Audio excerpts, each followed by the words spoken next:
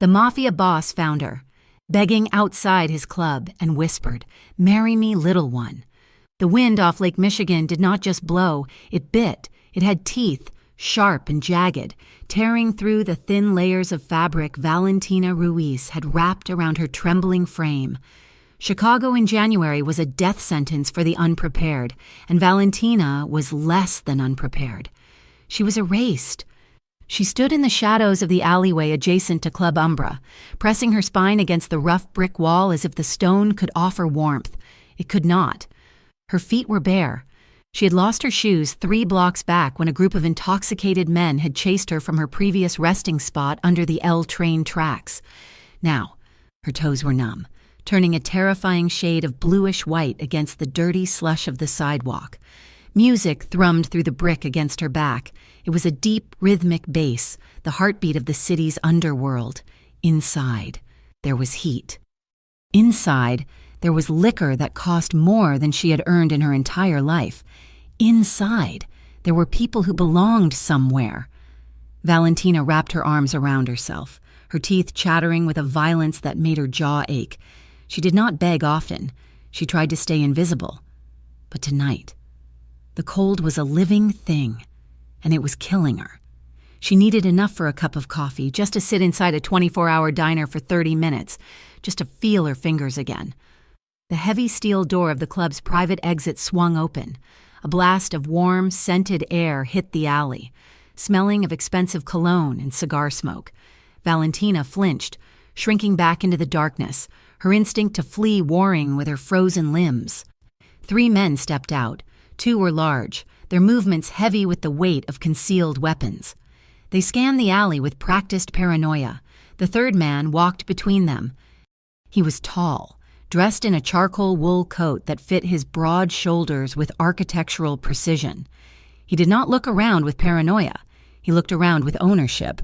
This was Dominic Vascari, the king of Chicago, the man who whispered orders that toppled empires. Dominic pulled a pair of black leather gloves from his pocket, his expression one of bored irritation. The meeting inside had been tedious.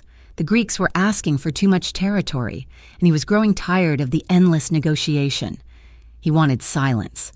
He wanted the cold bite of the air to clear the scent of stale tobacco from his lungs. "Bring the car around," Dominic said. His voice was a low baritone, smooth but with an edge that suggested disobedience would be painful. "Yes, boss," one of the guards grunted, moving toward the black SUV idling at the curb. Dominic stood alone for a moment, adjusting his cufflinks. He turned his head, his dark eyes scanning the periphery of his domain. He stopped. Movement in the shadows caught his attention. It was not the movement of an assassin. It was too small, too jagged. He narrowed his eyes, taking a step toward the alley. "Hey!" he called out. It was not a greeting. It was a command. Valentina froze. Her breath hitched in her throat. She should run. She had to run, but her legs refused to obey. She peeled herself from the brick wall, stepping partially into the halo of the amber street lamp. Dominic Vascari had seen many things in his 32 years. He had seen men beg for their lives. He had seen betrayal in the eyes of brothers. He had seen the light leave a man's eyes. But he had never seen anything quite like the creature standing before him now. She was a ghost. Her skin was pale, almost translucent, marred by grime on her cheek. Her hair was a tangled curtain of dark silk, wet with snow, but it was her feet that arrested him, bare, bleeding slightly where the ice had cut the skin, and her eyes. They were wide, terrified, and the color of shattered amber. Dominic felt a strange sensation in the center of his chest, a tightness he could not name. He walked toward her, ignoring the sudden return of his bodyguard. "Marco." "Boss, wait," Marco warned, his hand drifting to his jacket. "Could be a setup, a distraction." Dominic ignored him. He stopped 3 feet from Valentina. He loomed over her, blocking the wind with his massive frame. Up close, she looked even more fragile, as if a strong gust would scatter her like ashes. "What are you doing here?" Dominic demanded. His tone was harsh, accustomed to intimidation. But he saw her flinch, and for the first time in a decade, he regretted his tone. Valentina looked up at him. She saw the danger in him. It rolled off him like heat waves, the scar cutting through his left eyebrow, the set of his jaw, the way he stood perfectly still. He was a predator, but he was also the only source of heat in the entire world. Her voice cracked. It was hoarse from disuse and dehydration. She cleared her throat, wrapping her thin cardigan tighter around her chest. I didn't mean to disturb you. I'll leave. You are barefoot, Dominic stated, looking down at the snow. In January. I lost them, she whispered. You lost your shoes? He looked back at her face, searching for the lie. Addicts lied, spies lied, everyone lied. But the misery etched into her features was too raw to be manufactured. Why are you standing outside my club? He asked again, softer this time, though still demanding. Valentina shivered, a full-body convulsion that made her knees knock together. She looked at the ground, unable to meet his intense stare. I have nowhere else to go. The words hung in the frigid air between them. I have nowhere else to go. It was a simple sentence, but it sliced through Dominic's indifference with the precision of a scalpel. He looked at the way her hands clutched her arms, the blue tint of her lips. He had millions of dollars in the bank. He owned half the city, and this girl was freezing to death 5 feet from his door. Marco stepped up beside him. Boss, the car is ready. Let's go. She's just a stray. Dominic's head snapped toward Marco. The look he gave his second-in-command was terrifying in its silence. Marco took a step back, bowing his head. She is not a stray, Dominic murmured. He turned back to Valentina. He extended a hand, not touching her, but gesturing toward the open door of the club. Come inside. Valentina's eyes widened. What? Inside, Dominic repeated. Now, before you freeze to death on my pavement, it's bad for business. It was a lie. He didn't care about business, and he just couldn't walk away. I can't, she stammered, terrified of what might happen behind those doors. I can't pay to get in. Dominic let out a short, dry sound that might have been a laugh if it had any humor in it. I own the place. Come on. When she hesitated, he took off his charcoal coat. The silk lining flashed in the light. Before she could protest, he draped it over her shoulders. The weight of it nearly buckled her knees. It was heavy, warm, and smelled like cedar and power. Walk, he ordered. She walked. The transition from the alley to the interior of Club Umbra was like stepping onto another planet. The noise was the first thing that hit her. The bass vibrated in her teeth. The lights were low, shifting in hues of violet and deep crimson. Beautiful people in silk dresses and tailored suits laughed, drank, and danced. Dominic did not take her through the main crowd. He guided her with a hand hovering near the small of her back, never quite touching, steering her through a labyrinth of corridors until the music faded to a dull thrum. He opened a door to an office. It was quiet here. The room was lined with mahogany bookshelves and leather furniture. A fire crackled in a gas fireplace on the far wall. Sit, Dominic commanded, pointing to a plush leather armchair near the fire. Valentina sank into the chair. The heat from the fire hit her frozen skin, causing a stinging sensation that made her gasp. She pulled Dominic's coat tighter around herself, burying her nose in the collar. Dominic walked to his desk and pressed a button on the intercom. Marco, bring a plate from the kitchen. Hot food, soup, bread, meat, and bring a bottle of water. No, 2 bottles. Yes, boss. The voice crackled back. Dominic leaned against the edge of his massive oak desk, crossing his arms over his chest. He was in his suit vest and dress shirt now, the white fabric straining against the muscles of his arms. He watched her. She was thawing out, her cheeks turning a patchy red. She looked around the room with wide, fearful eyes, expecting him to demand something in return. What is your name? He asked. Valentina, she whispered. Valentina. He tested the name. It rolled off his tongue like fine wine. I am Dominic. I know, she said softly. Everyone knew Dominic Vescari. A knock at the door interrupted them. Marco entered with a tray. He set it down on the low table in front of Valentina with a clatter, shooting her a look of disdain. Dominic dismissed him with a wave of his hand. Valentina stared at the food, a bowl of steaming minestrone, a thick steak sandwich, and warm bread rolls. Her stomach gave a violent growl that echoed in the quiet room. Shame flooded her face. "Eat," Dominic said. He walked over to the window, turning his back to her to give her privacy. "I'm not going to take it away." He watched her reflection in the glass. She ate with a frantic, desperate hunger, her hands shaking so hard she could barely hold the spoon. She tore into the bread. It was the most honest thing he had seen in years. When she slowed down, pushing the empty bowl away, Dominic turned back. She looked sleepy now, the adrenaline fading, leaving behind exhaustion. "Thank you," she said, her voice stronger. "I can go now. I feel better." Dominic looked at her bare feet, which were still red and swollen. "You have no shoes. Valentina, you have no coat. It is 2:00 in the morning. Where exactly will you go?" She opened her mouth to answer, then closed it. A tear slipped down her cheek. She wiped it away angrily. "I'll figure it out." "No," Dominic said. The finality in his tone brooked no argument. "You will not." He walked over to his desk and picked up a key card. "I have a penthouse on the top floor. There is a guest room. You will sleep there tonight." Valentina shrank back into the chair. I can't do that. I'm not that kind of girl." Dominic paused, his eyes flashing. "Do not insult me. I am offering you a bed, not a proposition. You sleep, you eat. In the morning, we figure out what to do with you." He leaned in closer, his hands resting on the arms of her chair, trapping her. "But listen to me carefully. Valentina, do not steal from me. Do not try to run. The elevator requires a code, and my men are everywhere. You're safe, but only if you stay where I put you." She looked into his dark eyes and saw the truth there. He was dangerous. Yes, but he was offering sanctuary. "Okay," she whispered. The penthouse was larger than the entire foster home she had grown up in.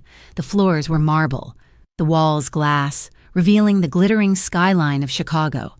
It was silent. High above the chaos of the streets, Dominic led her down a hallway and opened a door. There is a bathroom attached. There are towels, soap, sleep. He didn't wait for a thank you. He turned and walked away, the heavy door clicking shut behind him. Valentina stood in the center of the room. The bed was massive, covered in a duvet that looked like a cloud. She touched it tentatively, afraid she might dirty it. She went into the bathroom. It was all white stone and gold fixtures. She turned on the shower, and steam instantly filled the room. Peeling off her filthy, damp clothes, she caught sight of herself in the floor-to-ceiling mirror. She looked broken. Bruises bloomed across her ribs, a parting gift from the ex-boyfriend she had fled 3 weeks ago. Her hip bones protruded sharply against her pale skin. Her ribs were visible with every breath. She looked like a bird that had flown into a window. She stepped into the water.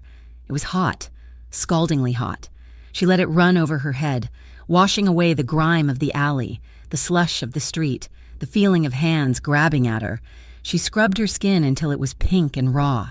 This is temporary, she told herself, leaning her forehead against the cool tile of the shower wall. Just for tonight. Tomorrow. I have to run again, but for the first time in weeks. She wasn't cold. Out in the living area, Dominic sat on his leather sofa, a tumbler of whiskey in his hand. The liquid was amber and smooth. He stared at the closed door of the guest room. Oh, he should not have brought her up here. It was a security risk. It was irrational. Marco was right. She was a stray, but he couldn't get the image of her freezing to death out of his head. He took a sip of whiskey. He wondered who had put the fear in her eyes. He had seen the way she flinched when he moved his hand too fast. He had seen the way she scanned the room for exits. Someone had hurt her, badly. A dark, possessive anger coiled in his gut. He tamped it down. She was a stranger. She was nothing to him. He stayed awake, listening. The silence of the apartment was usually his solace, but tonight it felt charged. 3 hours later, the silence broke. It started as a whimper, then escalated to a sob. Dominic was on his feet before his conscious mind registered the sound. He crossed the hallway in 3 long strides and pushed open the guest room door.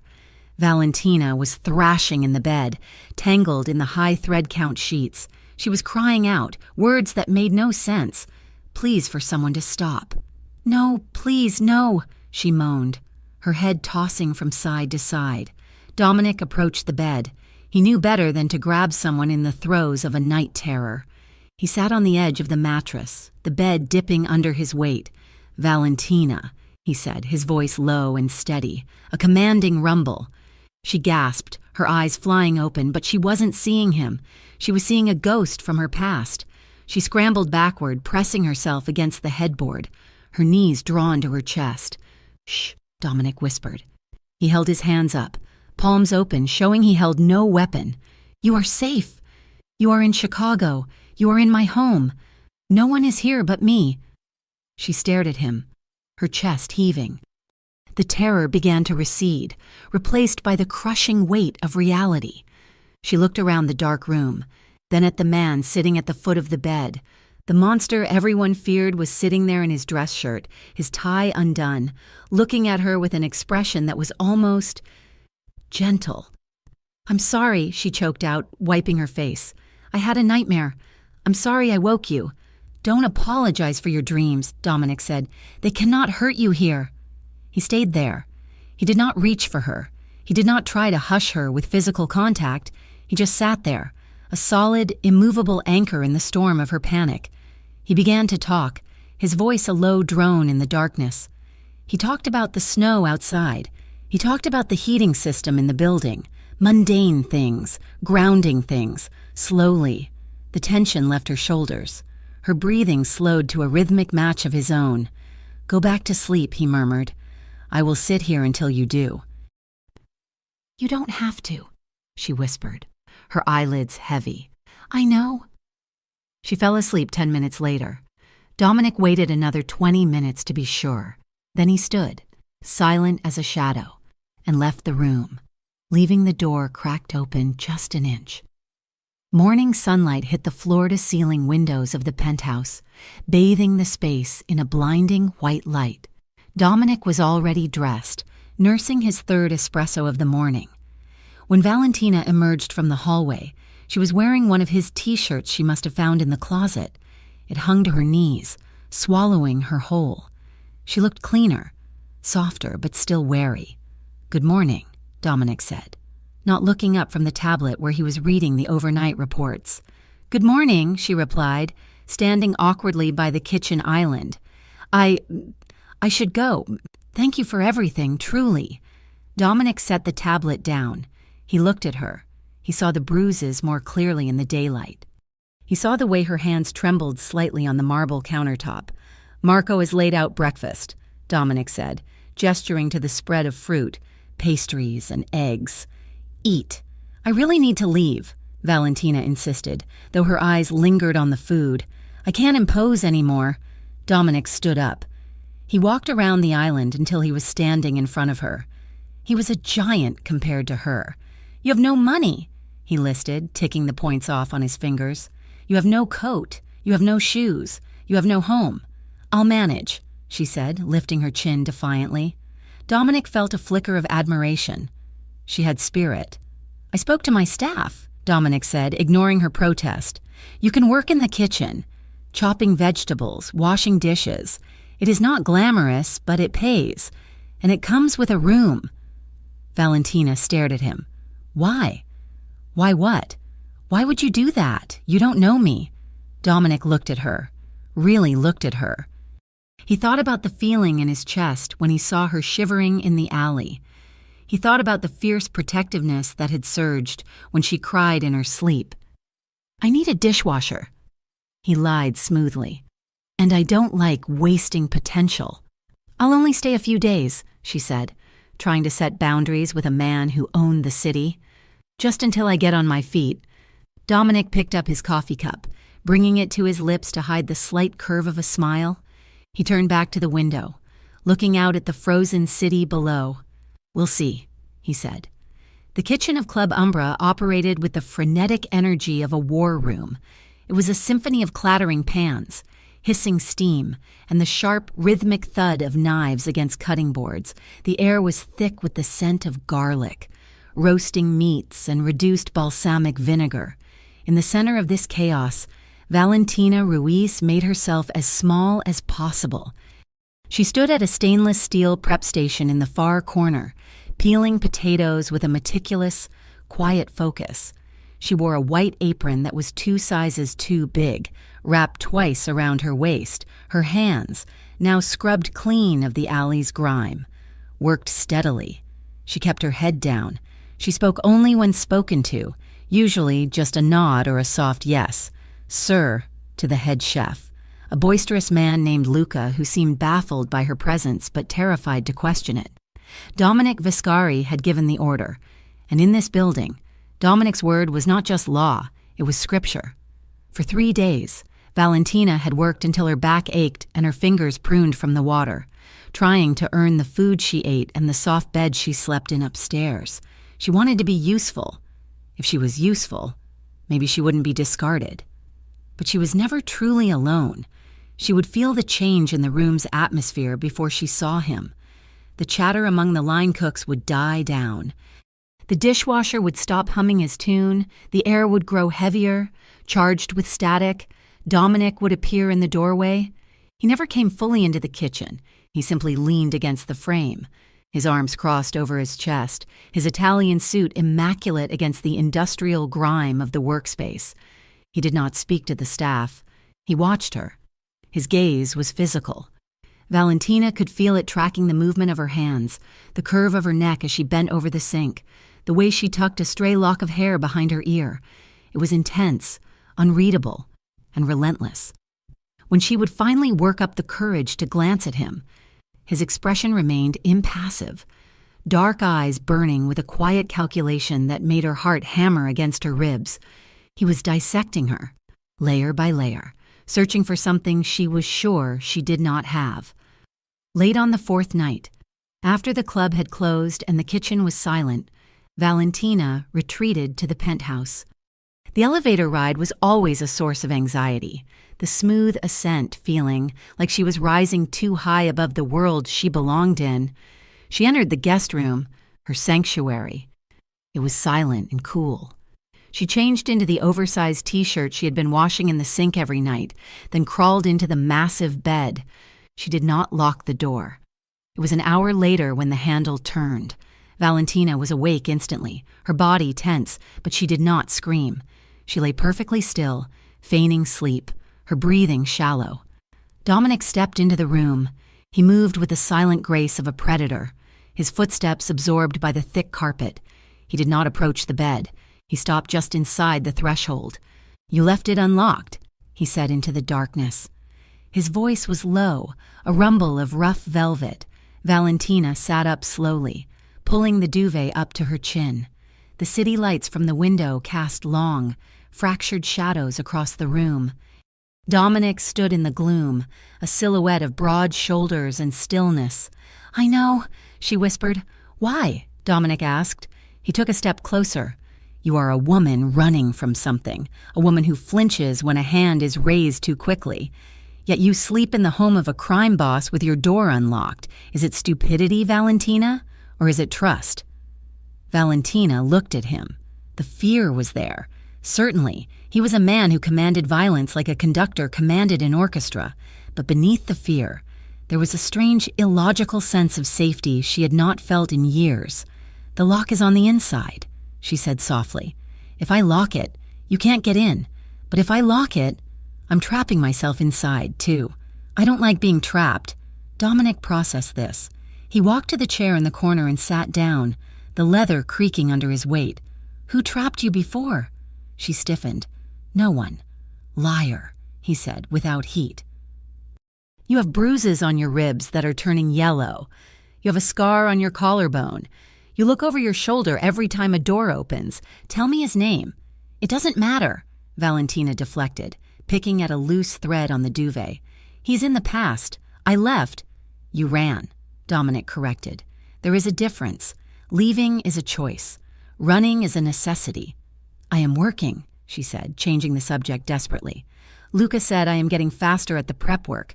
I am earning my keep." Dominic sighed, a sound of frustration. I do not need you to peel potatoes. Valentina, I have machines that peel potatoes. Then what do you need? He looked at her for a long moment, his eyes catching a glint of light from the window. I'm still figuring that out. He stood up abruptly.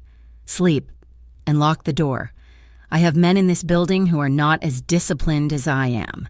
He left before she could answer, the door clicking shut, but not locking behind him. The following afternoon, the tension in the penthouse was palpable. Dominic stood in his private study, looking out at the gray Chicago skyline. Behind him, Marco and 2 other lieutenants, heavy men with suspicious eyes, were pacing. It doesn't sit right. Dom, Marco said, his voice rough. She shows up out of nowhere? Right after the meeting with the Greeks? No ID, no phone, no credit history. She's a ghost. Ghosts don't just appear unless someone sends them. She was freezing to death, Dominic said, his back still turned. Or she was planted there. The second man, Enzo, argued. A pretty girl. Sad eyes, broken bird routine. It's the oldest trick in the book. She gets in. She gets close. She finds the safe. Or she plants a bug. You're letting her wander the kitchen, the penthouse. She hears things. Dominic turned slowly. The temperature in the room seemed to drop 10 degrees. He looked at Enzo, then at Marco. His expression was terrifyingly calm. You think I'm compromised? Dominic asked softly. We think you're distracted, Marco said, bold but stepping back slightly. We should question her properly. Find out who she really is. Touch her, Dominic said, his voice barely above a whisper, and I will remove your hands. The silence that followed was absolute. The men stared at him, shock registering on their hardened faces. Dominic Vascari did not make threats regarding women. He viewed them as collateral or distractions. He certainly never threatened his top lieutenants over a stray. Dominic walked over to his desk and placed his hands flat on the mahogany surface. He leaned forward, his eyes dark and dangerous. She is not a spy, he stated, with the conviction of a man who trusted his instincts more than any dossier. She's not a threat. Dom, Marco started. She is mine. Dominic cut him off. The words hung in the air, heavy and possessive. It was a claim of ownership, a declaration of territory. She belongs to this house now. Any man who looks at her with suspicion is questioning my judgment. Do we have a problem? No, boss, Marco muttered, looking at the floor. No problem. Good. Get out. That night, the club was closed for a private event, but the penthouse remained quiet. Dominic found Valentina in the kitchen, scrubbing a pot that was already clean. He took the sponge from her hand and set it down. Come with me, he said. She dried her hands on her apron, looking up at him nervously. Did I do something wrong? Marco looked at me today like he wanted to kill me. Marco is an idiot, Dominic grunted. Come. He led her not to the guest room, but to the private elevator. He pressed a code into the keypad, and they ascended to the very top of the building. Higher than the penthouse, the doors opened to a rush of cold air, but it was bearable. They stepped out into a rooftop garden enclosed in high walls of glass. It was a sanctuary of greenery in the middle of the concrete jungle. Heat lamps cast a warm, orange glow over slate pathways and manicured hedges. Above them, the city lights were drowned out by the surprising clarity of the winter stars. Valentina gasped softly. It's beautiful. It is the only place in the city where I can hear myself think, Dominic said. He walked to the edge of the glass wall, looking down at the tiny cars moving like blood cells through the arteries of the street below. Valentina joined him, keeping a respectful distance. The wind whipped her hair across her face. She pushed it back, shivering slightly, though she was wearing a thick sweater he had provided. Why did you bring me here? She asked. Because you are terrified down there, he said, not looking at her. You walk around like you are waiting for the floor to open up. I wanted you to see that there is solid ground beneath your feet. He turned to face her, leaning his hip against the glass railing. Talk to me. Valentina, no deflections, no lies. Who made you feel like you had to run? Maybe it was the height, or the stars, or the way he had defended her against his own men. Even if she hadn't heard it, She felt the walls she had built around her heart begin to crack. "I was in the system," she began, her voice trembling. "Foster care. Since I was 4. I never stayed in one house for more than 6 months. I was difficult. They said too quiet, or too loud, or I ate too much. It was always something." Dominic watched her, his face softening. "When I aged out," she continued, looking at her hands, "I met a man. He was charming. He made me feel like I finally had a home. But then the charm wore off. He liked to drink. He liked to hit things when he was angry. Walls, dishes." She paused, swallowing hard. "Me." Dominic's jaw tightened, a muscle feathering in his cheek. "I tried to leave 3 times, she whispered. "He always found me. He said I was nothing without him. He said no one else would ever want a broken thing like me, that I was unlovable. Unwanted." She looked up at Dominic, her eyes swimming with unshed tears. And he was right. I was never wanted. Not by my parents, not by the foster families. I'm just excess. Dominic moved then. He closed the distance between them in 2 strides. He reached out, his hand large and warm, and cupped her cheek. His thumb brushed away a tear that had escaped, then tucked a strand of dark hair behind her ear. His touch was reverent, gentle in a way that contradicted everything she knew about him. "That is not true anymore," he said roughly. Valentina's breath hitched. She looked at his mouth, then his eyes. The intensity there burned her. "Dominic," she breathed. He lowered his head slowly, giving her every chance to pull away. When she didn't, when she tilted her chin up toward him, he closed the gap. The kiss was not devouring. It was a question. It was slow, searching, and hesitant. His lips were firm but incredibly soft against hers. He tasted scotch and mint. Valentina stood frozen for a heartbeat, her hands hovering at her sides, before instinct took over. She reached up, her fingers gripping the lapels of his coat, anchoring herself to him. He groaned low in his throat, his arm sliding around her waist to pull her flush against his hard body. He kissed her like she was something precious, something fragile that he was terrified of breaking. It was a kiss that promised violence to the rest of the world and peace to her. When he pulled back, they were both breathless. His forehead rested against hers, their breath mingling in the cold air. "You don't have to be scared when you're with me," he whispered, his voice gritty with emotion. "Do you understand? I will burn this city to ash before I let anyone touch you again." Valentina nodded, unable to speak. She felt safe. For the first time in her life, safety wasn't an illusion. It was a fortress. The next morning, Valentina woke with the memory of the kiss burning on her lips. She sat up, expecting the cold reality of her situation to crash down on her. But instead, she saw a large, flat box sitting on the foot of the bed. She crawled toward it and lifted the lid. Inside were clothes. Not the oversized t-shirts or the practical uniform of the kitchen. These were soft things. Cashmere sweaters in cream and soft gray. Jeans that looked like they would actually fit her. A heavy winter coat lined with fleece. A pair of sturdy leather boots. There was no note. There didn't need to be. Valentina ran her hand over the cashmere. It was softer than anything she had ever touched. Tears pricked her eyes again. But this time it wasn't from sadness. It was overwhelming. She dressed slowly. The jeans fit perfectly. He must have estimated her size just by looking at her. The sweater was warm and comforting. She looked in the mirror. She didn't look like the beggar from the alley anymore. She looked like a woman who belonged in a penthouse. But panic flared in her chest. This kindness. It was a trap of a different kind. If she got used to this, to the warmth, to him, how would she ever survive when it ended? And it had to end. Men like Dominic Viscari didn't keep women like her forever. She found him in the library, reading a newspaper. He looked up as she entered, his eyes sweeping over her new attire with satisfaction. "It fits," he observed. "It's too much," she said, her voice shaking. "I can't accept this. I can't pay you back for this." "I did not ask for payment," Dominic said, folding the paper. "I asked you to stop looking like a ghost." He stood up and walked over to her. He reached out and adjusted the collar of her new coat.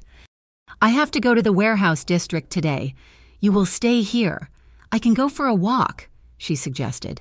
"Now that I have a coat," Dominic's face hardened instantly. "No, you will not go outside." "Why?" she asked, the earlier warmth fading into confusion. "Am I a prisoner?" "You are a target," he said bluntly. "My enemies have eyes everywhere. They saw me bring you in. They saw the way I looked at you at the window. If you walk out that door alone, they will take you. Not to hurt you, but to hurt me." Valentina stepped back, the reality of his world crashing into the romance of the previous night. "Why are you doing this?" she asked, her voice rising. "Why help me? Why buy me clothes? Why kiss me? I'm nobody. You're the king of Chicago. Why me?"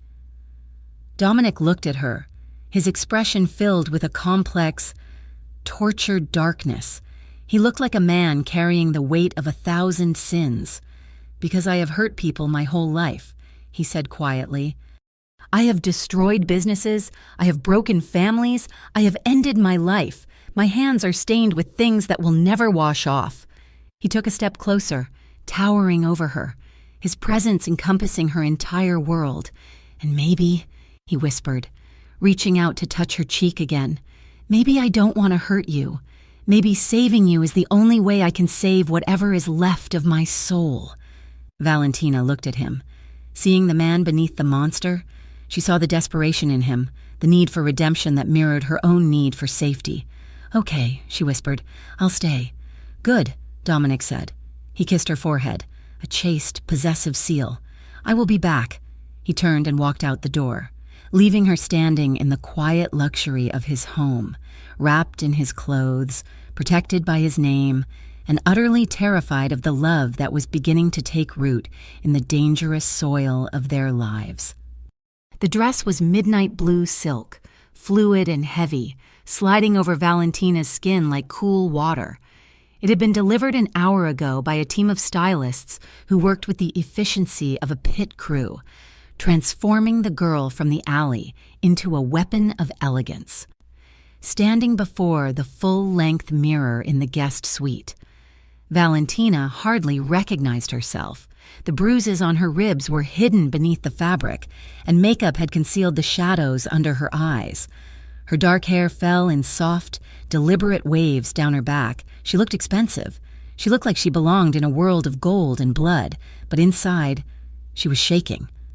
A knock came at the door. Dominic entered. He paused in the doorway, his hand still on the brass handle.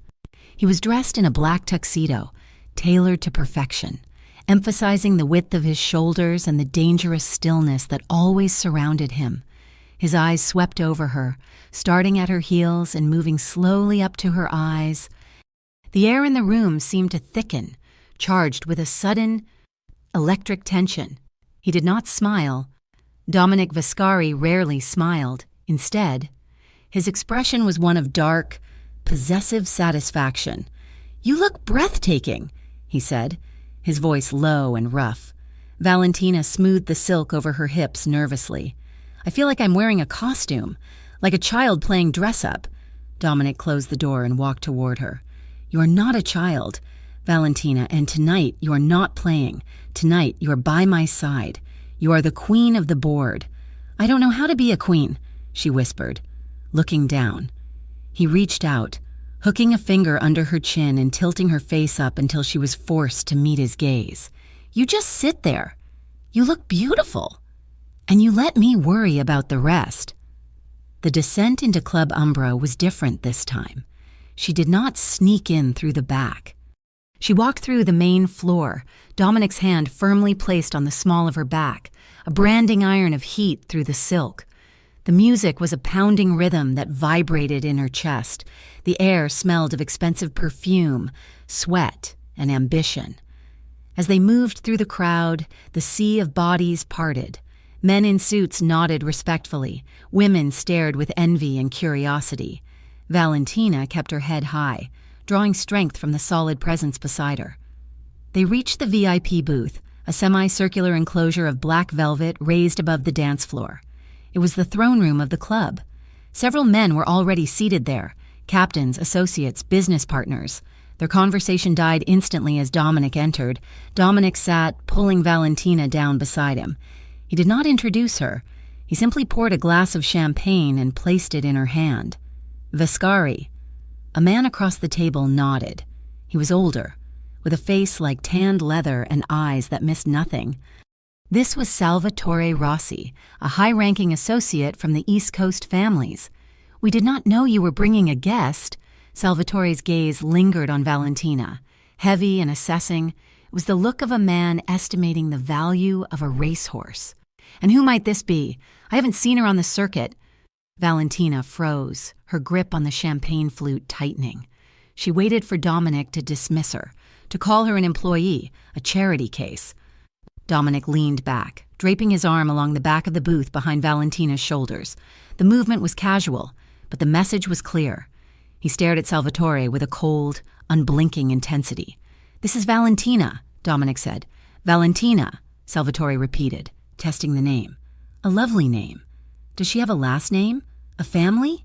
"She is with me," Dominic said. His voice did not rise, but the temperature at the table dropped. "Of course. Dom, she's with you tonight." Salvatore smiled, an oily expression. "But where did you find her? She looks fresh." Dominic set his glass down. The sound of crystal hitting the table was sharp. He leaned forward, invading Salvatore's space without moving from his seat. "You're asking too many questions. Sal, just curious," Salvatore said, raising his hands in mock surrender. "Usually, your women are strictly business. This one seems different." "She is," Dominic said. He turned his head slightly, looking at Valentina, then back to the room. "She is someone who belongs to me." The words rippled through the booth. The other men shifted uncomfortably. To claim a woman so publicly, to use those specific words, was a declaration. In their world, it meant she was under his protection. It meant touching her was an act of war. Salvatore's smile faltered. He looked at Valentina with a new expression. Calculation. He saw a weakness, a vulnerability in the armor of the Iron King. "I see," Salvatore murmured. "My apologies. She is exquisite." The rest of the night passed in a blur of tension. Valentina sat rigid, feeling the eyes of the room on her. She felt like a target painted in neon. Dominic kept his arm around her, his thumb tracing slow, soothing circles on her shoulder, but she could feel the coiled aggression in his body. He was waiting for a reason to strike. When the party ended and they returned to the silence of the penthouse, Valentina pulled away from him as soon as the elevator doors closed. She walked quickly down the hallway, her breath coming in short, panicked gasps. She needed to get out of the dress. She needed to get out of this life before it swallowed her whole. "Valentina," Dominic called after her. "Don't," she said, spinning around to face him. "Don't look at me like that." Dominic stopped, his expression confused. "Like what?" "Like I am something precious," she cried out, tears stinging her eyes. "I saw how they looked at me. Dominic, I saw how that man looked at you. I'm not a queen. I'm a liability. I'm a weakness." "You are not a weakness," Dominic growled, stepping closer. "I am," she insisted, backing away until her shoulders hit the wall. "I don't belong here. I don't know the rules. I can't protect myself, let alone you. You should have left me in the alley. You're going to get hurt because of me." Dominic moved faster than she thought possible. He was in front of her, boxing her in, his hands planted on the wall on either side of her head. He didn't touch her, but he consumed her field of vision. His eyes were wild, stripping away the cool facade of the mafia boss to reveal the desperate man beneath. "Stop talking," he commanded. "You think I care about their rules? You think I care what they think?" "You should," she whispered, trembling. "You have an empire to run. I'm just the girl you pitied." "Is that what you think this is?" Dominic asked, his voice dropping to a harsh whisper. "Pity?" He leaned in, his forehead resting against hers. She could feel the heat radiating off him. "I have not wanted anyone in years." "Valentina," he confessed, the words torn from his throat. I have been dead inside for a decade. Cold, empty. Just a machine that makes money and spills blood. Until I saw you." Valentina's breath hitched. She looked into his eyes and saw the raw honesty there. "You woke me up," he murmured. "Do not tell me I don't want you. It is the only thing I am sure of." Valentina let out a shaky breath. The fight drained out of her, replaced by a surging tide of longing. She reached up, her hands trembling as they touched the lapels of his tuxedo. "Dominic," she breathed. He didn't wait. He captured her mouth in a kiss that was vastly different from the one on the rooftop. That had been a question. This was an answer. It was deep, consuming, and desperate. He kissed her like he was starving, and she was the only sustenance in the world. He swept her up into his arms, carrying her bridal style into his bedroom. The room was dark, lit only by the city glow from the windows. He set her down on the edge of the massive bed, treating her as if she were made of spun glass. For a moment, they just looked at each other. The air crackled with vulnerability. This was the precipice. Valentina reached out, her fingers shaking as she began to undo the buttons of his shirt, one by one. She revealed the hard planes of his chest, the scars that mapped his violent history. She traced a jagged line over his heart with her fingertips. Dominic shuddered at her touch.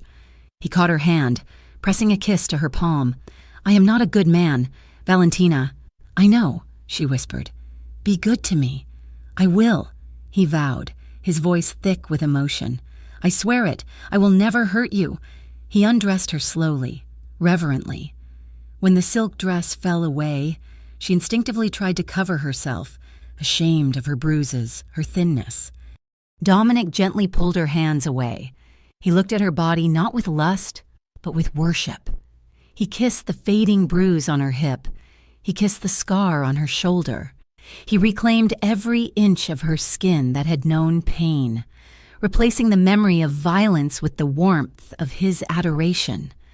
When he finally lowered her onto the sheets, covering her body with his, the weight of him was grounding. He moved with agonizing slowness, checking her eyes every second, waiting for a sign of fear, but there was no fear. There was only the overwhelming realization that she was safe. Their union was not a frantic clash of bodies, but a slow, rhythmic melding of souls. It was intimate and emotionally raw. Tears slipped from Valentina's eyes, not from sadness, but from the sheer intensity of being held by a man who looked at her as if she were the sun. Dominic kissed the tears away, murmuring praise and reassurances against her skin. In the darkness of the room, the mafia boss and the runaway girl ceased to exist. There was only the man and the woman, finding salvation in each other's arms. The morning light brought a harsh return to reality. Valentina woke up wrapped in Dominic's arms, her head resting on his chest. For a few minutes, the world was perfect.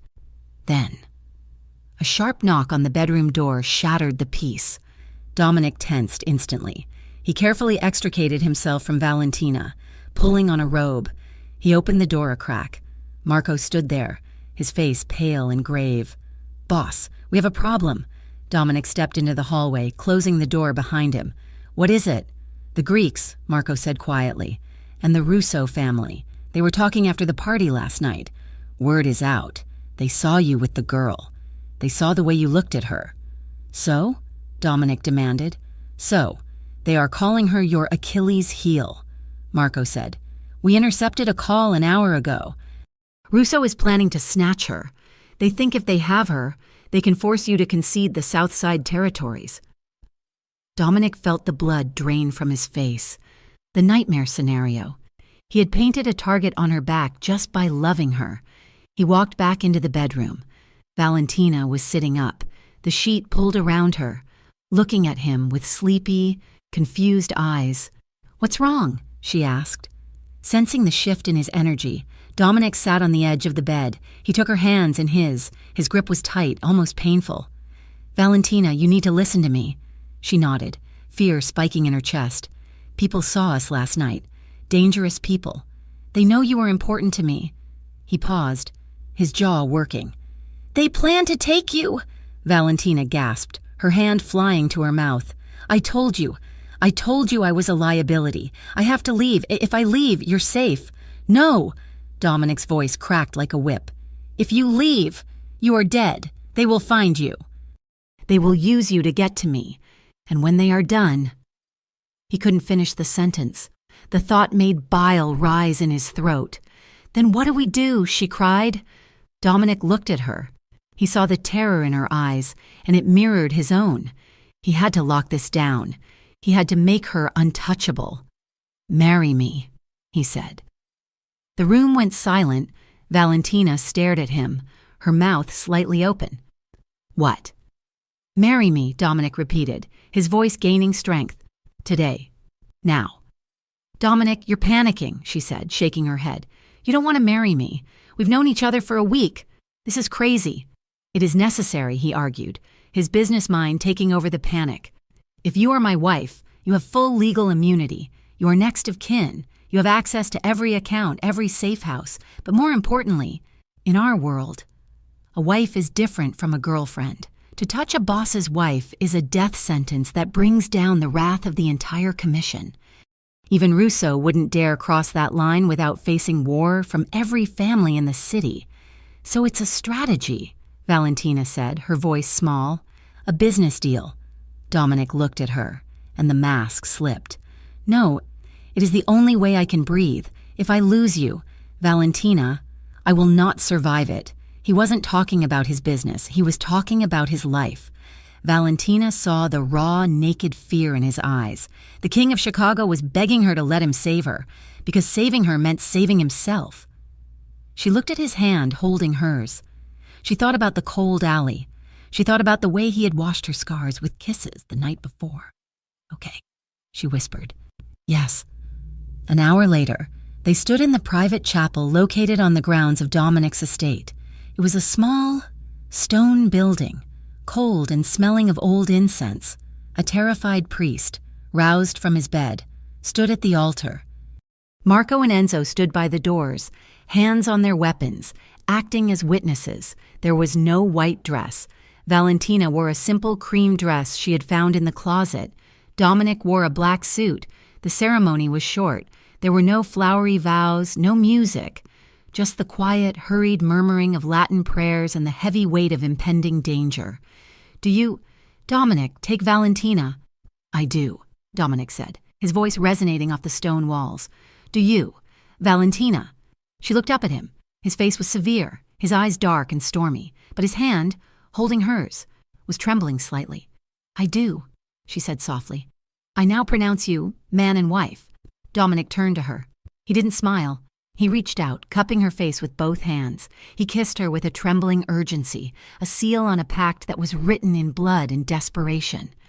You are Mrs. Vescari now, he whispered against her lips, his forehead resting against hers. Let them come. I will kill them all. Valentina clung to him, the gold band on her finger feeling heavy and cold. Everything had changed. She was no longer the invisible girl. She was the queen of a kingdom at war, and she was terrified. The Vescari estate was not a home. It was a fortress disguised as a palace, located an hour outside of Chicago, hidden behind 12-foot stone walls and a perimeter of iron heavy enough to stop a truck. The mansion stood in the center of 50 acres of snow-covered woodland. It was a place of breathtaking, terrified silence.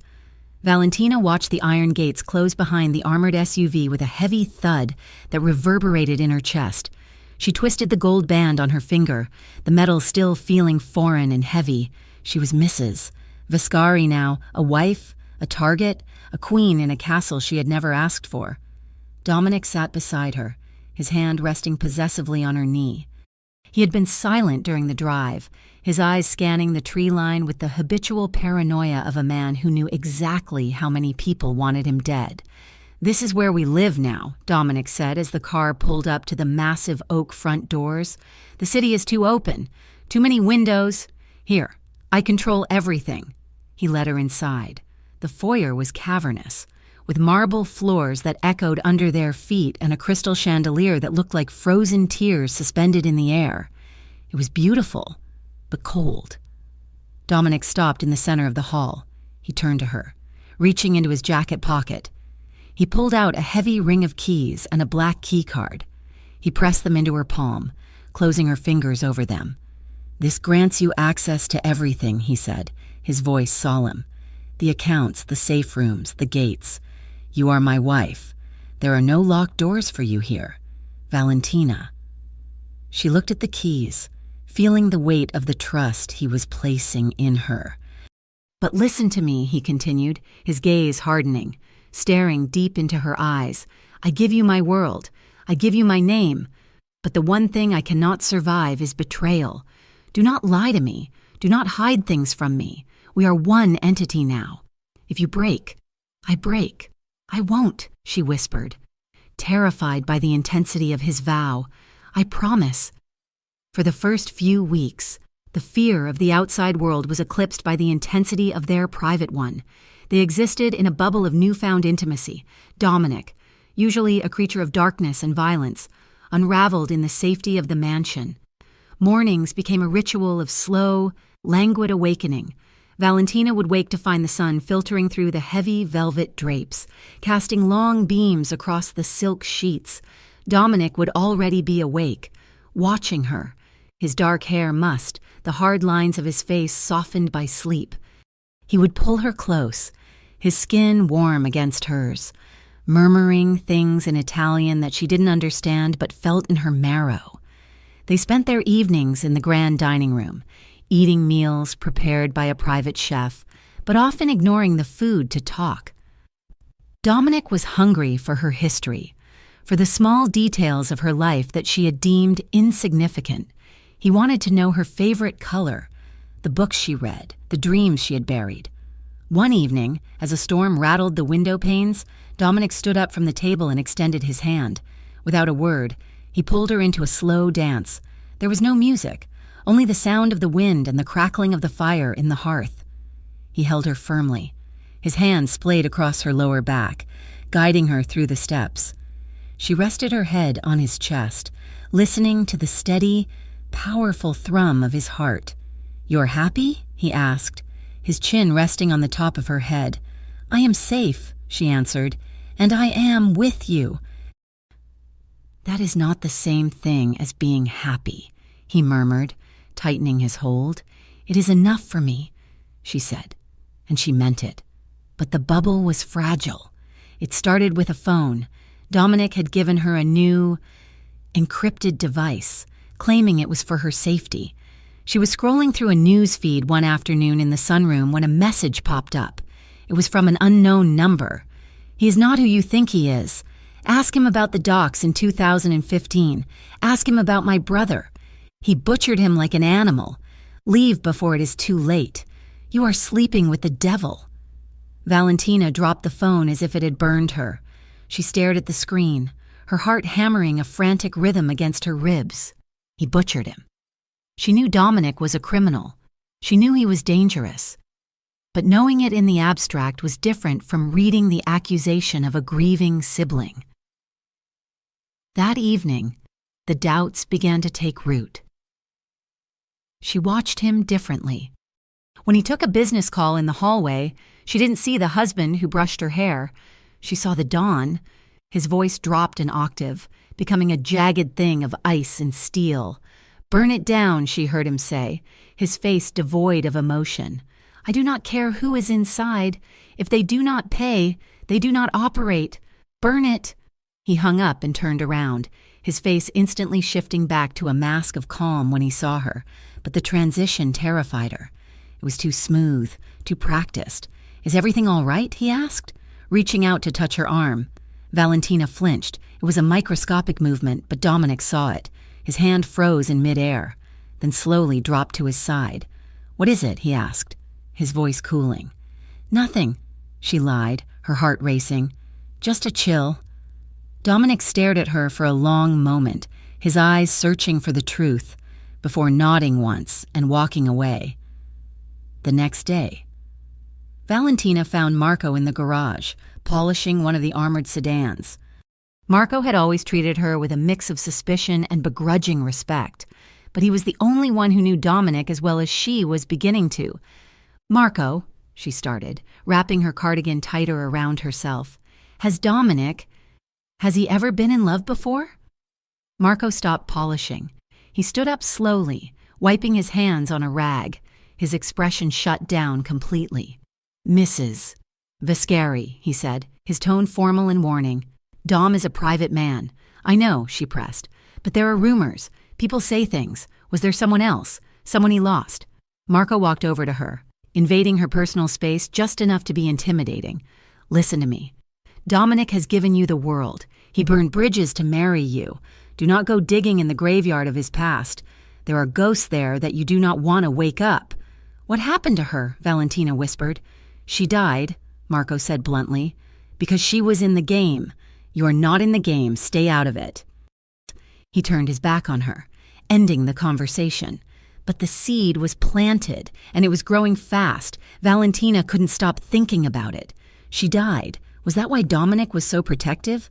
Was she just a replacement for a dead woman, a second chance to get it right? 2 days later, Dominic was in the city for a meeting with the commission. The house was quiet. Valentina found herself in his private study, a room she rarely entered alone. It smelled of leather, tobacco, and him. She sat at his desk, tracing the grain of the wood. She shouldn't be here. She had promised not to hide things, and here she was, snooping like the spy his men accused her of being. Her hand brushed against the center drawer. It was locked. She remembered the key ring he had given her. There are no locked doors for you here. Her hands trembling. She pulled the heavy keys from her pocket. She found the small brass key that looked like it fit a desk. She hesitated. If she opened this, she was breaching his trust, but the message on her phone, the coldness in his voice. She needed to know who she was married to. She inserted the key. The lock clicked. She pulled the drawer open. It was mostly empty, save for a few legal documents and a black velvet box. She opened the box. Inside lay a silver locket and a photograph. The photograph was old, perhaps 10 years. It showed a younger Dominic, his face unscarred, his smile wider and more carefree than she had ever seen. His arm was around a woman. She was beautiful, with dark, cascading hair and eyes that looked hauntingly like Valentina's. They looked happy. They looked in love. Valentina opened the silver locket. Inside was a tiny inscription. Elena. My heart. The air left Valentina's lungs. She felt like she had been punched. It wasn't just that he had loved someone else. That was expected. It was the resemblance. The dark hair. The pale skin. The fragility. I'm a ghost, she whispered to the empty room. I'm just a stand-in for a ghost. What are you doing? The voice was low, dangerous, and came from the doorway. Valentina jumped, dropping the photo. It fluttered to the desk, landing face up. Dominic stood in the entrance of the study. He had returned early. He was still in his coat, wet from the snow. His eyes were fixed on the open drawer, then moved to her face. The betrayal in his expression was absolute. I gave you everything, he said, his voice shaking with suppressed rage. I gave you the keys. I gave you my trust, and I come home to find you digging through my private grief. Who is she? Valentina demanded, her own fear turning into defensive anger. She held up the locket. Who is Elena? Dominic flinched as if she had struck him. He walked into the room, tearing off his coat and throwing it onto a chair. She is none of your concern. She looks like me, Valentina cried, tears spilling over. Marco said she died. Did you kill her or did you just fail her? Stop it, Dominic warned, his voice dropping to a growl. Am I just a replacement? She screamed, the insecurity pouring out of her. Did you pick me up off the street because I reminded you of her? Is that why you want to save me? To make up for letting her die? I said stop. Tell me, Valentina pushed, slamming her hand on the desk. Tell me I'm not just a consolation prize for a dead woman, Dominic roared. It was a sound of pure, unadulterated pain. He swept his arm across the desk, sending books and papers flying. She died in my arms, he yelled, his chest heaving. They shot her because I was too slow, because I was arrogant. I watched the light leave her eyes. The silence that followed was deafening. Dominic stood there, breathing hard, his hands clenched into fists at his sides. He looked broken. She wasn't you. he said, his voice breaking, dropping to a hoarse whisper. She was sweet. She was innocent, but she wasn't you. He looked up at Valentina, his eyes red-rimmed and terrified. You think I picked you because you look like her? You think I want to relive that pain? He crossed the distance between them, not with anger, but with a desperate need to be understood. He grabbed her shoulders, his grip bruising. I am not angry because you found the photo, he confessed, his voice trembling. I am terrified. I am terrified because I love you more than I loved her, and I couldn't save her. So what chance do I have with you? Valentina stared at him, stunned. The anger evaporated, replaced by a profound ache for the man standing before her. He wasn't a monster holding secrets. He was a man traumatized by loss, terrified that history would repeat itself. Dominic, she whispered, I thought I was dead. He hurried on, the words tumbling out. I thought I couldn't feel anything, and then I saw you in the snow. And it wasn't because you looked like Elena. It was because you looked like you were surviving. You were broken, but you were standing. She broke. You endured. He released her shoulders and cupped her face, his thumbs wiping away her tears. Do not ever say you are a replacement. You are the only thing keeping me alive. The raw honesty of his confession shattered the last of her defenses. She didn't care about the message on the phone. She didn't care about the past. She only cared about this terrified, powerful man who was looking at her like she was his salvation. She didn't speak. She kissed him. It was a collision, a frantic, messy, desperate reclaiming. Dominic groaned, a sound of surrender, and pulled her against him. He lifted her up, setting her on the edge of the desk, pushing aside the wreckage of his outburst. You are mine, he swore against her mouth. You are mine. Valentina, I'm yours, she promised. He didn't take her to the bedroom. The need was too urgent, the fear too fresh. He carried her to the large bay window overlooking the snowy grounds. The storm outside was raging, wind lashing against the glass, but inside, the fire was consuming them. He pressed her back against the cool glass of the window. The contrast between the freezing pain behind her and the searing heat of his body in front of her made her gasp. Look at me, he commanded, his voice rough.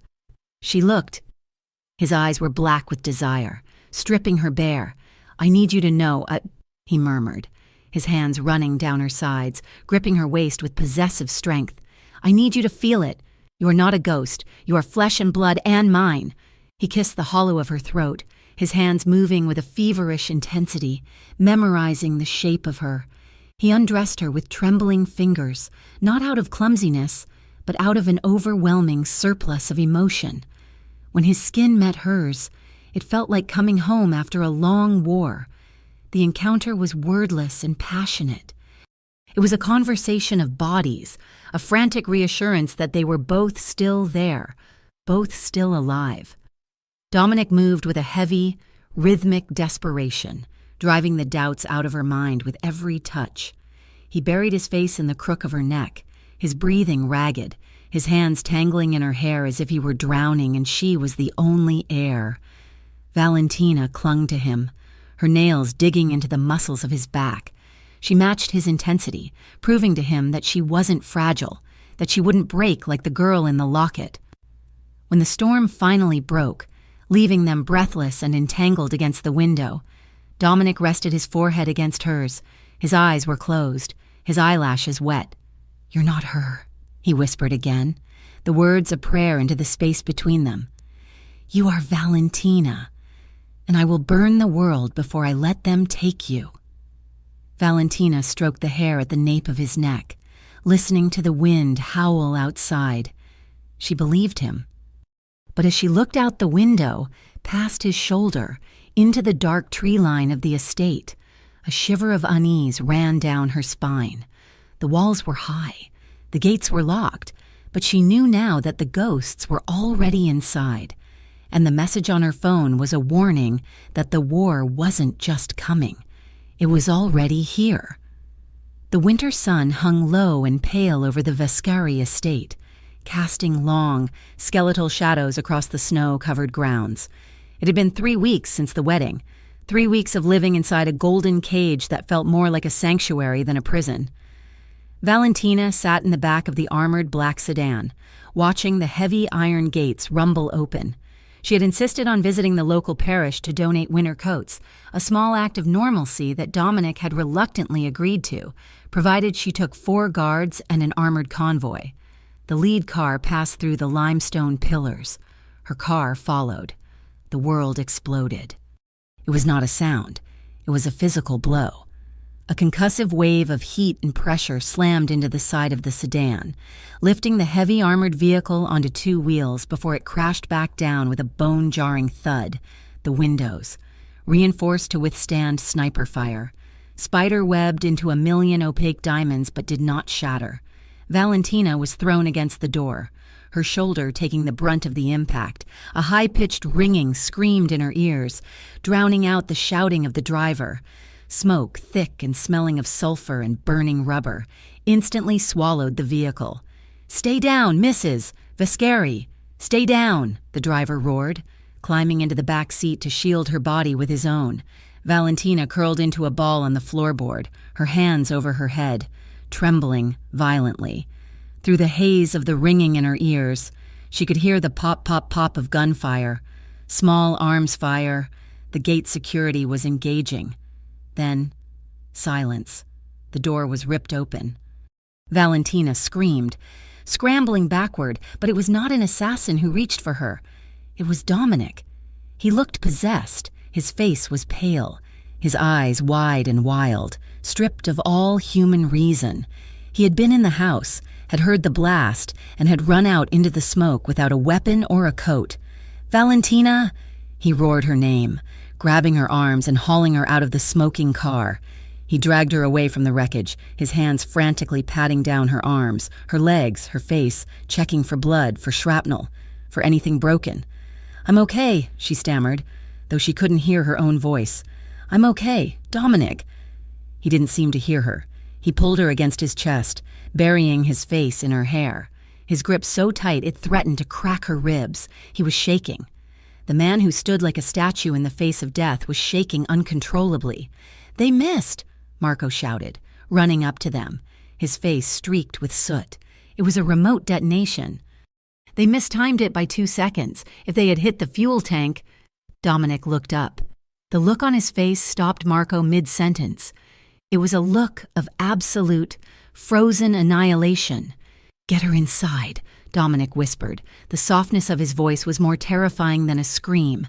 Inside the mansion, the staff moved in a panic, but the library was deadly quiet. Dominic sat Valentina on the leather sofa. A doctor was already there, checking her pupils and her pulse. She had a bruised shoulder and a mild concussion, but she was whole. "It is my fault," Valentina whispered, pulling the blanket tighter around herself. Her teeth were chattering from shock. Dominic, who had been pacing the length of the room like a caged tiger, stopped. He turned to her slowly. "What did you say?" "I'm a weakness," she said, tears cutting tracks through the soot on her face. "They know it. That message said to leave before it was too late. I should have left. They almost killed your men." "They almost killed you!"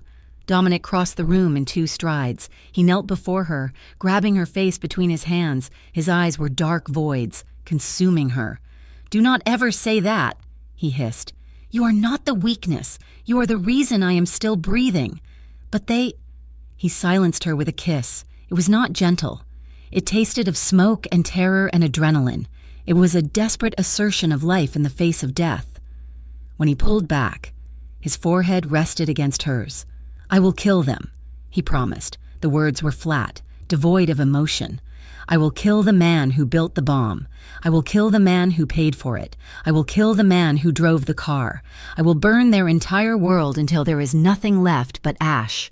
"Dominic," she pleaded, sensing the darkness rising in him. "Don't lose yourself." He stood up, his face closing off. The husband was gone. The king was back. "Take her to the safe room," he ordered the guards. "No one enters. No one leaves." He walked out of the library without looking back. The retaliation began 3 hours later. Valentina sat in the safe room, a windowless bunker in the basement stocked with supplies and monitors. She watched the news, her hands gripping a mug of cold tea. Dominic had unleashed hell. He had not targeted the rival leadership directly.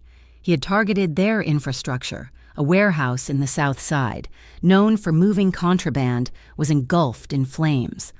A restaurant frequented by the Russo family captains had been sprayed with automatic gunfire. The news anchor's voice was grave. Breaking news from the West Loop. A violent shootout has left 4 dead and 12 injured. Police are reporting that a family of tourists was caught in the crossfire outside the Italian eatery. 2 children are in critical condition. Valentina dropped the mug. It shattered on the concrete floor, the sound exploding in the small room. 2 children. She stared at the screen, at the chaotic footage of ambulances and weeping mothers. This wasn't mafia business. This wasn't soldier against soldier. This was a slaughter. The door to the safe room buzzed and opened. Dominic entered. He still wore the same clothes, now stained with soot and sweat. He looked exhausted, but there was a grim satisfaction in his eyes. "It is done," he said. "We hit them hard. They are scattering." Valentina stood up. She stepped over the broken ceramic of the mug. "Did you see?" she asked, her voice trembling. Dominic frowned. "See what?" "The news." She pointed to the screen. "The restaurant. There were children." "Dominic. Civilians." Dominic glanced at the screen, then back to her. His expression did not change.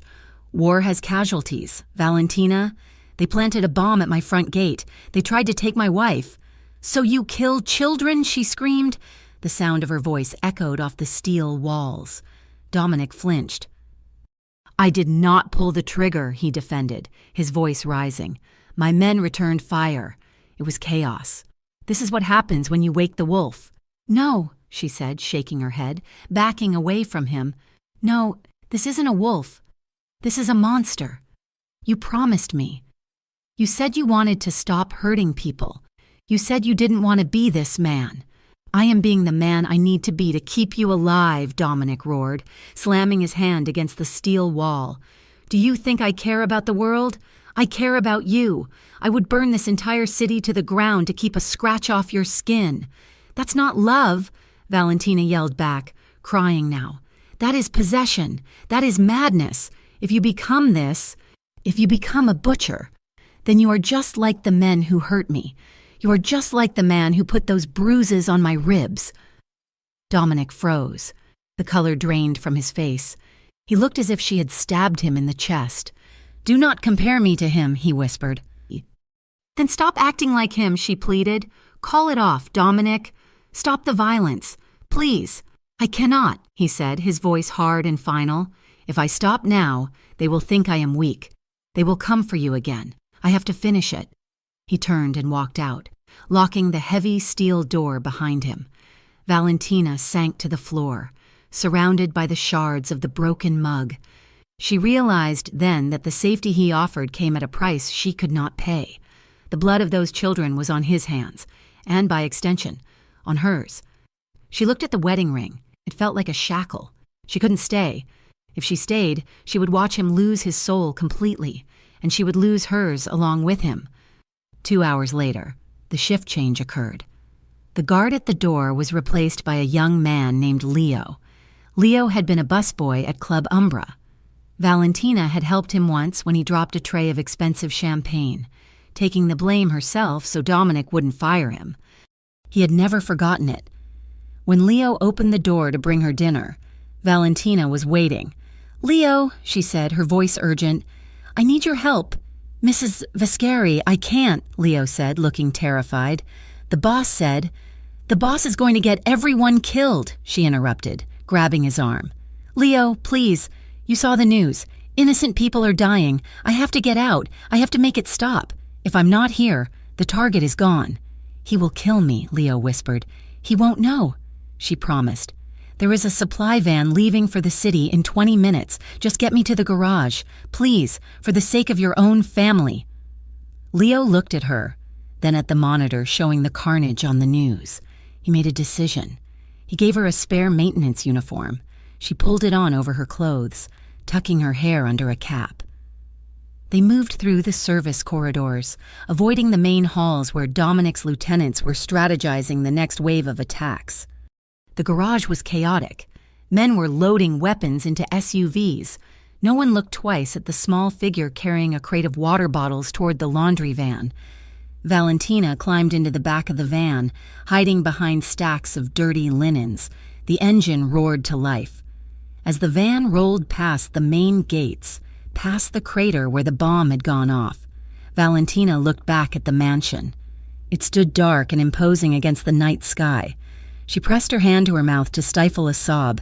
She was leaving the only man who had ever loved her, to save him from himself. The city was cold. Valentina had been dropped off near a subway station. She had no phone. She had left the encrypted device behind, so she couldn't be tracked. She had no cards. Just a wad of cash she had taken from the emergency stash in the safe room and the clothes on her back.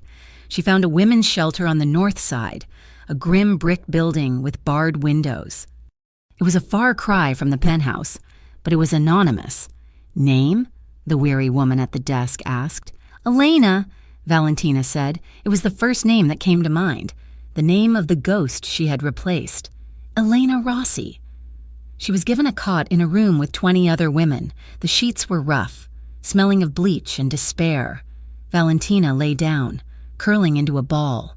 She closed her eyes and tried to sleep, but every time she drifted off, she saw Dominic's face, the way he had looked when she compared him to her ex, broken, betrayed. 3 days passed. Valentina stayed inside the shelter during the day, helping in the kitchen, scrubbing pots just as she had done at the club. It felt like a cruel loop, landing her right back where she started, but she couldn't escape the news. The television in the common room was always on. The headlines were screaming about a gang war that had turned Chicago into a war zone. Vescari crime family under siege. Police unable to contain violence. Mob boss Dominic Vescari wanted for questioning. On the 4th night, a breaking news alert flashed across the screen. Attack on Club Umbra. Valentina froze, the dishcloth falling from her hand. The footage showed the club, her sanctuary, the place where he had first fed her. It was on fire. The windows were blown out. Police cars surrounded the block. "They are saying the Vescari leader has lost his mind," one of the women in the shelter whispered. "They say he is tearing the city apart, looking for something." Valentina felt the blood drain from her face. He wasn't fighting for territory. He wasn't fighting for power. He was burning the haystack to find the needle. He was burning the city to find her. She had left to stop the violence, but her absence had only poured gasoline on the fire. She had broken him. Across the city, the penthouse at Club Umbra was dark, save for the orange glow of the streetlights filtering through the shattered windows. The air smelled of smoke and spent casings. Dominic sat on the bench in the rooftop garden. The glass walls that had once protected them from the wind were shattered, jagged teeth biting into the sky. The plants were dead, frozen by the winter air that rushed in unchecked. He was bleeding. A cut above his eye was sluggishly dripping blood onto his white shirt, which was unbuttoned and stained. He held a glass of scotch in his hand, but he wasn't drinking it. He looked out at the city he had claimed to own. It was burning. Sirens wailed in the distance, a chorus of mourning. Marco had told him to go to the safe house. Dominic had refused. He wouldn't leave. What if she came back? What if she came back and he wasn't here? He looked at the empty seat beside him, where they had sat under the stars, where he had kissed her, where he had told her she didn't have to be scared. He had failed. He had become exactly what she feared. He had tried to hold her so tight that he had crushed her. Dominic leaned forward, resting his elbows on his knees, burying his face in his hands. The king of Chicago, the man who made grown men tremble, let out a sound that was half sob, half laugh. "You were right," he whispered to the wind. "I am a monster." He looked up at the empty, smoke-choked sky. "Please," he begged, his voice cracking. "Please come back, little one, I will stop. I will stop everything, just come back."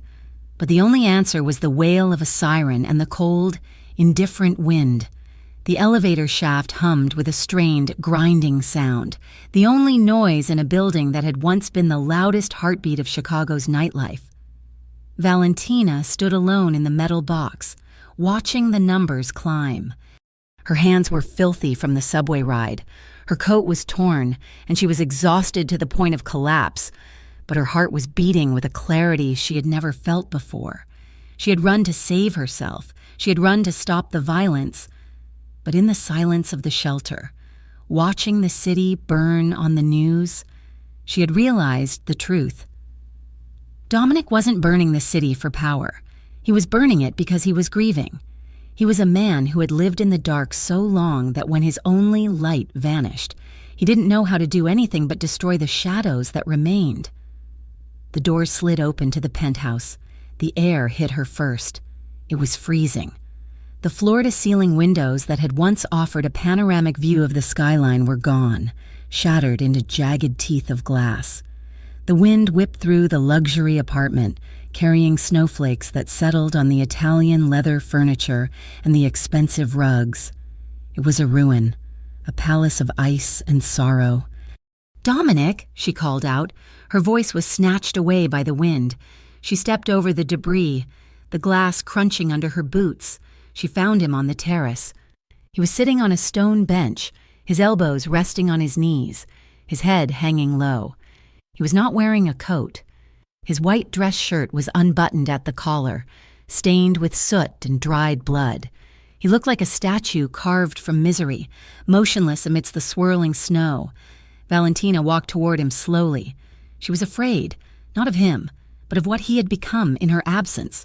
She stopped 2 feet away. He didn't move. He didn't look up. "You are a hallucination," he murmured to the ground.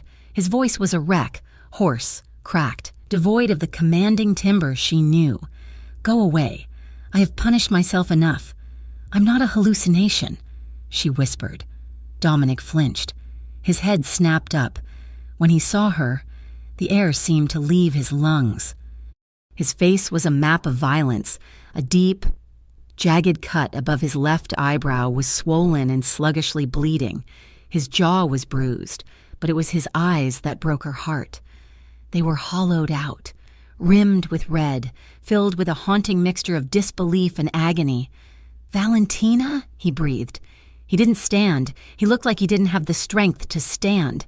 She took a step closer and reached out, her fingers brushing the cold skin of his cheek. He shuddered violently at the contact, closing his eyes and leaning into her palm with a desperate, starving noise. "You came back," he whispered, his voice breaking. "Why? I destroyed everything. Look around you. I am a monster." Valentina looked at the ruins of the penthouse, then back at the man shivering in the snow. She didn't see a monster. She saw a boy who had been taught that violence was the only language the world understood. "Come inside," she said softly. "I can't." He shook his head. "I don't deserve the warmth." "Dominic, get up." Her voice was firmer now. She grabbed his hand. It was freezing, his knuckles bruised and bloody. He followed her like a sleepwalker. She led him away from the wind into the interior of the apartment where the heating system was struggling to fight the chill. She took him to the bathroom, which was miraculously intact. She sat him down on the closed lid of the toilet. He sat obediently, watching her every move with wide, terrified eyes, as if blinking would make her vanish. Valentina wet a washcloth with warm water. She moved between his legs, gently wiping the blood from his forehead. He hissed in pain, but didn't pull away. "I thought you were dead," he said, his voice trembling. "When you left, I thought the enemies had taken you. I tore the city apart."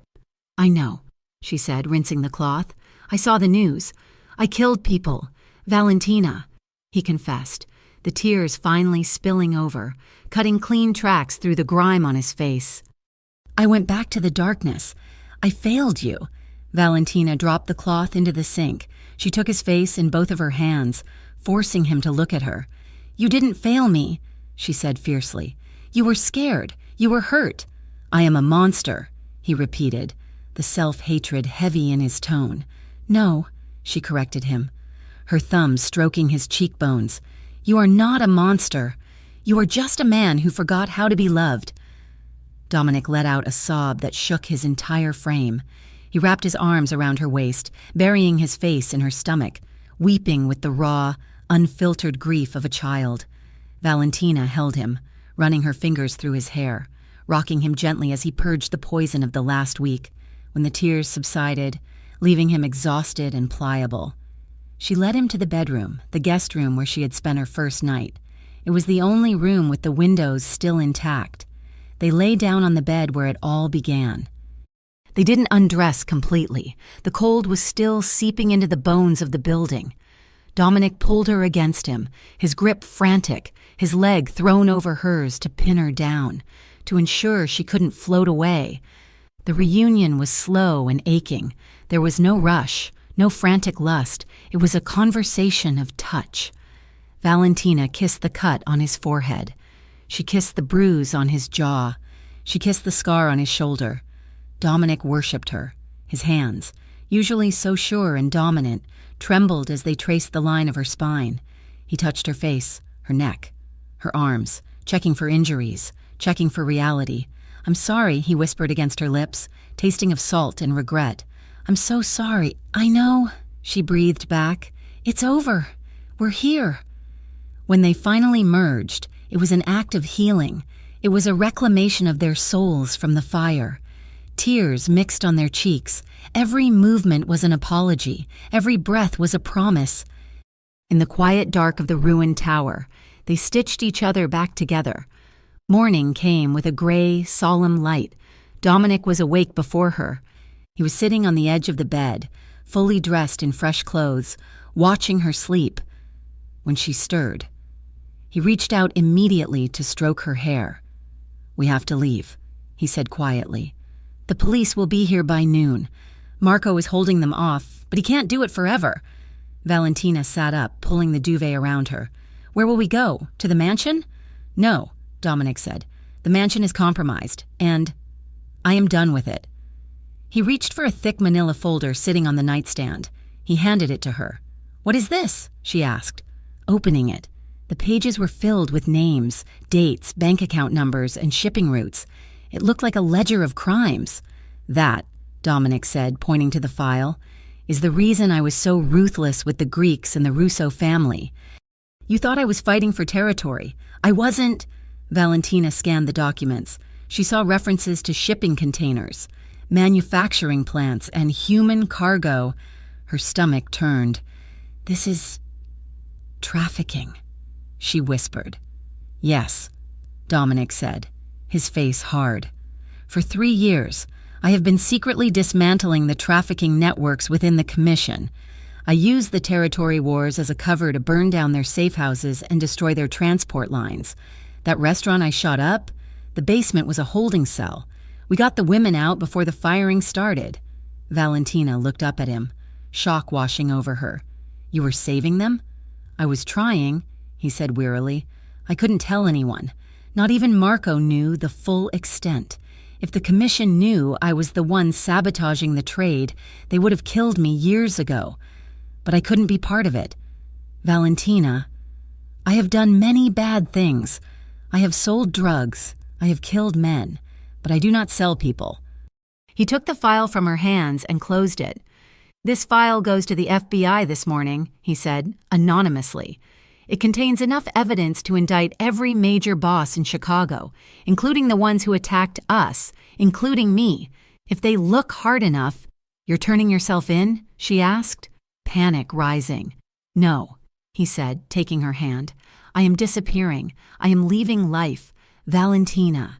For real this time? No more wars, no more empire. The Vescari name dies today." He looked at her with an intensity that stole her breath. "The marriage," he said, his thumb rubbing over the gold band on her finger. "I told you it was for protection. That was true. But it is not just protection anymore. It is my future. If you want it—" Valentina looked at the file, then at the man. He was giving up everything, his power, his wealth, his identity, to make the world right and to be with her. She wasn't the girl begging outside the club anymore. She was the woman who had brought the King of Chicago to his knees, not to execute him, but to redeem him. "I want it," she said. "I want you. Just you." Dominic exhaled, a sound of immense relief. "Good. Pack nothing. We leave now." 6 months later, the house was small.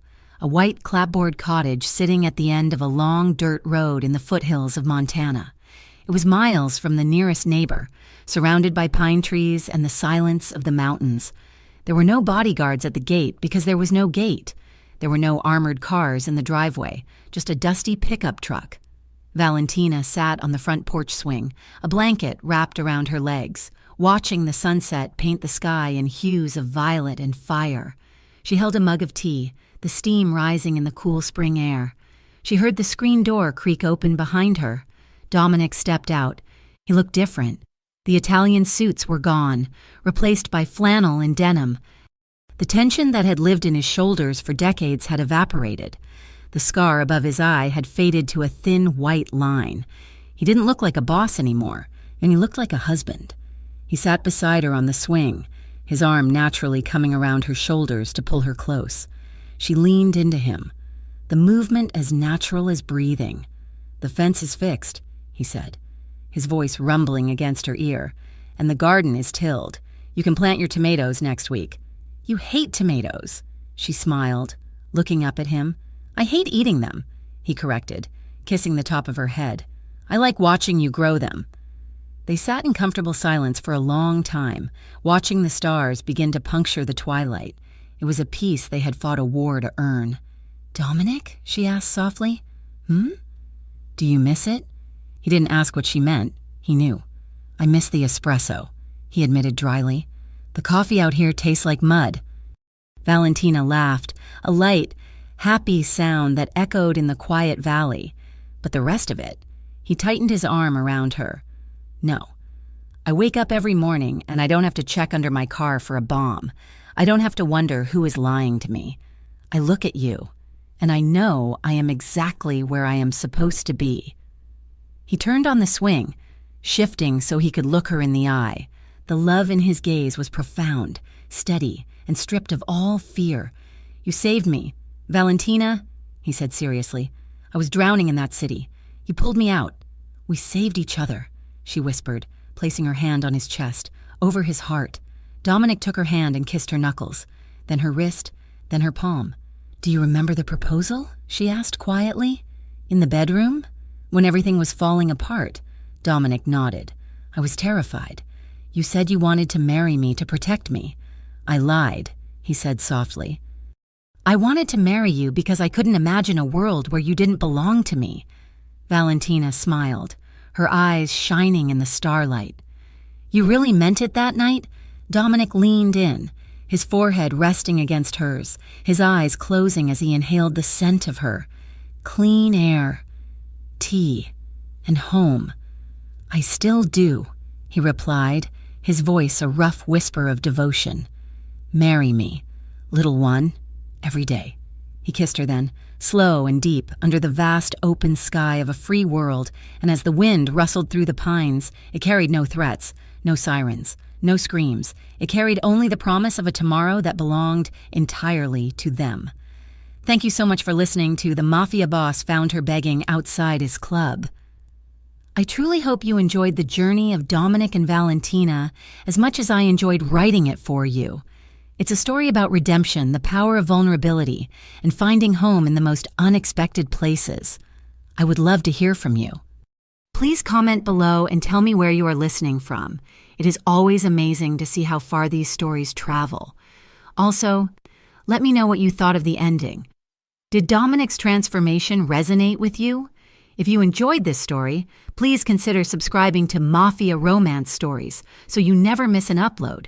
I have many more passionate, intense, and emotional stories coming your way soon. Thank you for your time and your support. See you in the next story.